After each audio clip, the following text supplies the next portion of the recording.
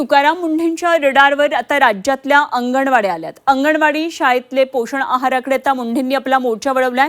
शाळा अंगणवाड्यांमध्ये महिन्यातून दोनदा तपासणी होणारे तुकाराम मुंढेंनी हे आदेश काढलेत आणि दर महिन्याला नमुने घेण्याची प्रक्रिया राबवणार असल्याचं तुकाराम मुंढेंनी म्हटलंय। काही दिवसांपूर्वी अंगणवाडीमध्ये पोषण आहार किती निकृष्ट दर्जाचा आहे अशा प्रकारे अंगणवाडी सेविकेनं एक व्हिडिओ केलेला होता। यामध्ये तुकाराम मुंढेंनाही तिनं आवाहन केलेलं होतं, आता तुम्ही अंगणवाड्यांकडे लक्ष देणार का असं तिनं म्हटलेलं होतं। आणि आता या व्हिडिओची दाद घेतली आहे असं म्हणावं लागेल, कारण तुकाराम मुंढे यांनी अंगणवाडी आणि शाळेतल्या पोषण आहाराकडे आपला मोर्चा वळवलाय।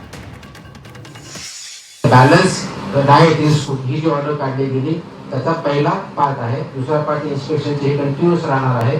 वर्षातून कमी दर महिन्याला मिनिमम सॅम्पल आम्ही घेणार आहोत आणि इन्स्पेक्शन होणार आहे आणि मिनिमम 2 वेळेस इन्स्पेक्शन स्कूल किंवा अंगणवाडीचे होणार आहे।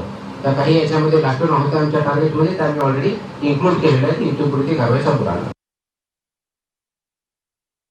जे मंथली सॅम्पल केले जातात, इन्स्पेक्शन घेतले जातात, त्याच्यामध्ये मी आता मिड डे मील, अंगणवाडी, त्यांचे सेंट्रल किचन्स हे इन्क्लूड केलेले। त्याच्या काही तपासण्या पण झाल्यात। मुंबईतच गेल्या आठवड्यात जवळजवळ 8 ते 10 सेंट्रल किचन ज्याच्या मार्फत अंगणवाडीला किंवा जे शाळेला जे मिड डे मील हे पोहोचवलं जातं ते पण आम्ही तपासले, त्याचे पण आम्ही सॅम्पल घेतले। त्याच्यातलं एक लायसन्स पण सस्पेंड केलेलं आहे आणि ह्याचा ऑर्डर मी सगळ्या अक्रॉस महाराष्ट्रात दिलेला आहे। ते काम चालू आहे आणि